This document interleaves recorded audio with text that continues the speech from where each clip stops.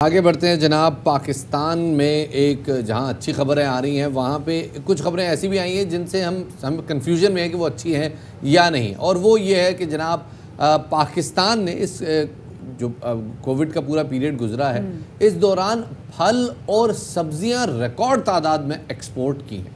बिल्कुल जी, रवा माली साल में फल और सब्जियों की मजमूई बरामदात जो हैं वो 12.5% इजाफे से $730 मिलियन रही, जो अब तक फल और सब्जियों की बरामदात की बुलंद तरीन सतह है। गुज़िश्ता माली साल के दौरान फलों की बरामदात में 3.8%, जबकि सब्जियों की अगर बात करें तो सब्जियों की बरामदात में 28% तक इजाफा रिकॉर्ड किया गया है।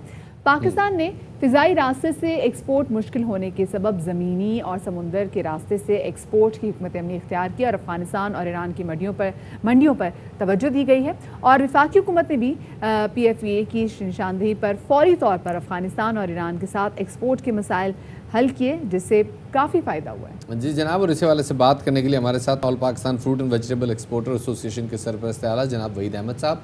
वहीद अहमद साहब, बहुत शुक्रिया हमें वक्त देने के लिए। सर, पहले तो ये बताइएगा कैसे मुमकिन हुआ कि पाकिस्तान ने एक्सपोर्ट्स कोविड के पीरियड में ज़्यादा देखिए जी, ये जो हमारी एक्सपोर्ट हुई है 2019 से लेके 1 जुलाई से लेके 2020 30 जून तक जो एक्सपोर्ट हुई है, इसमें बात ये कि हमने कोविड को एक अपॉर्चुनिटी भी बना लिया था कि आपको पता है दुनिया में हर जगह यही बातें की गई कि इम्यून सिस्टम को बेटर करें।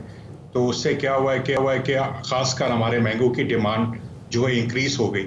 हम समझ रहे थे कि हमारी एक्सपोर्ट इस साल मैंगो की डिक्लाइन होगी, मगर किस्मत से वो हमारी एक्सपोर्ट जो है वो इंक्रीज़ की तरफ चली गई है कंपेयर टू लास्ट ईयर। अगर मैं पूरे जून के महीने के कंपेयर करूंगा 2019 जून के साथ, तो हमारी एक्सपोर्ट बढ़ी है। मगर उसमें सबसे बड़ा ये था कि कोविड में से पहले हमें पता था कि ये इश्यूज आएंगे, बॉर्डर के भी आएंगे, एयरलाइंस के भी आएंगे। तो हमने फौरी तौर पे उसको पहले से उस मसलों को उठाया हुकूमत के साथ और ये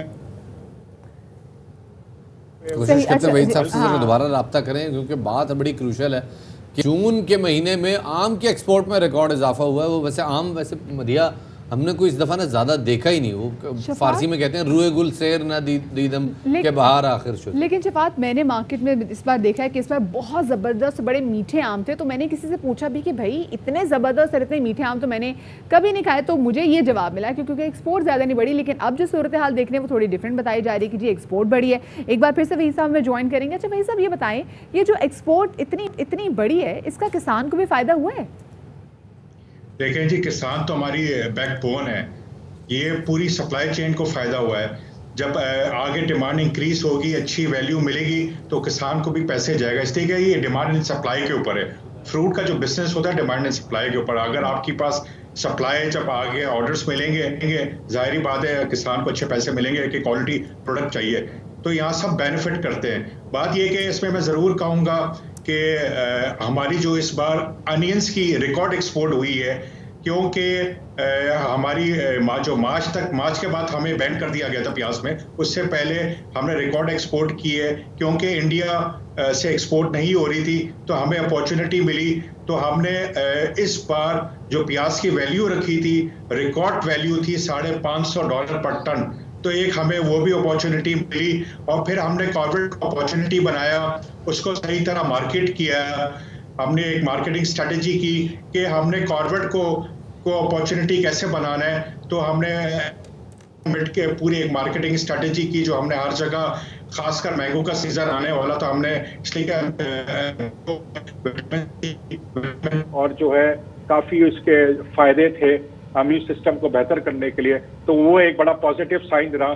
जहाँ एक तरफ हम देख रहे थे कि दुनिया की एक्सपोर्ट, दुनिया की चीजें डिक्लाइन की तरफ थी, मगर अल्हम्दुलिल्लाह फ्रूट एंड वेजिटेबल कोविड-19 के सिनेरियो के अंदर हमने अपने एक्सपोर्ट को 12.5% रिकॉर्ड एक्सपोर्ट इस साल हमने की है। तो मैं यही कहूँगा हमारे किसानों की जो मेहनत फल लाई हमारे एक्सपोर्टरों ने, और यहाँ पे गवर्नमेंट को भी मैं अप्रिशिएट करूँगा, खासकर हमारे एडवाइजर जो है। ये बिल्कुल जाहिर है क्रेडिट जाता है सबको, लेकिन अभी भी हमारी पर एकड़ यील्ड जो है वो बैनुल-अक़वामी स्टैंडर्ड्स के हवाले से बहुत कम है। हमारे पास जो बाहर की दुनिया में नॉर्म समझे जाते हैं ड्रिप इरिगेशन है या सर्कुलर फार्मिंग है, वो अभी तक यहाँ पे एक टैबू ही है और बड़ा इसको कोई एलीट फार्मिंग तस्वर किया जाता है कि लोग अगर फार्मिंग में कोई जिद्दत अपनाना चाहते हैं, ये कैसे किया जाएगा? और आपको लगता है कि अगर हम थोड़ा बहुत अपने फार्मर को एजुकेट करें तो जो हमारी पर एकड़ यील्ड है उसको हम इम्प्रूव कर सकते हैं? इंशाल्लाह ताला जी ये काम हमने शुरू कर दिया था एसोसिएशन, मगर छोटे उसमें। बात है कि हमने पिछले साल हॉर्टिकल्चर विजन 2030 बनाया है, उसमें हम कह रहे हैं कि 5 साल में इंशाल्लाह ताला हम $2 अरब करेंगे, 10 सालों में 6 अरब करेंगे, 5 साल में 18 लाख लोगों को रोजगार मिलेगा और 10 साल में 30 लाख लोगों का। तो हमने R&D के ऊपर फोकस किया है, हमने न्यू टेक्नोलॉजी भी फोकस किया है, इसलिए कि अगर जो इस टाइम पे जो प्रैक्टिसेस हो रही है, मैं पूरे एग्रीकल्चर की बात करूंगा, सिर्फ फ्रूट एंड वेजिटेबल नहीं है, इसलिए कि आपके क्लाइमेट चेंज है, आपका ग्लोबल वार्मिंग है, क्लाइमेट चेंज भी हो रहा है बड़ी तेजी से, तो ये सब इम्पैक्ट पड़ रहा है हमारी क्रॉप पे। इसकी वजह से आपकी जो क्रॉप है वो डिक्लाइन की तरफ हो जाती है, फिर कभी कभी अच्छी हो जाती है। तो हमें जो सबसे बड़ा मसला आज पाकिस्तान का कॉस्ट ऑफ प्रोडक्शन है, हमने हील्ड को बेहतर करना है। हमने न्यू टेक्नोलॉजी में आपको यहाँ मिसाल दूं कि अगर मैं आपको आम की मिसाल दूं, हम 1 एकड़ में 13 टन ले रहे हैं, दुनिया 30 टन ले रही है। एप्पल हम लोग जब हमने हॉर्टिकल्चर विजन 2030 बनाया तो हमने पूरे पाकिस्तान में जाके कंसल्टेशन की किसान से, पूरी सप्लाई चेन को स्टडी की, लॉजिस्टिक, एयरलाइन, शिपिंग लाइन, सी पोर्ट, एयरपोर्ट, सब कुछ स्टडी किया।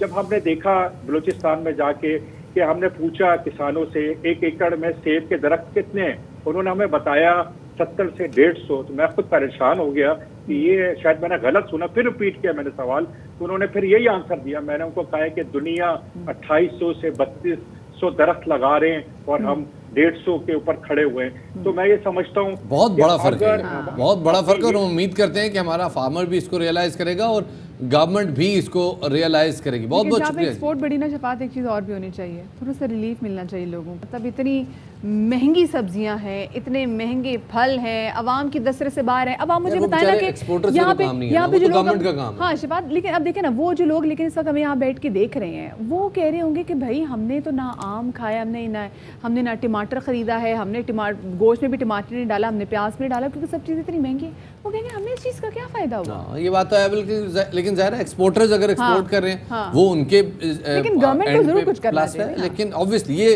ताकि लोग मैनेजमेंट जो है ना, लार्ज स्केल मैनेजमेंट, ये गवर्नमेंट का ही काम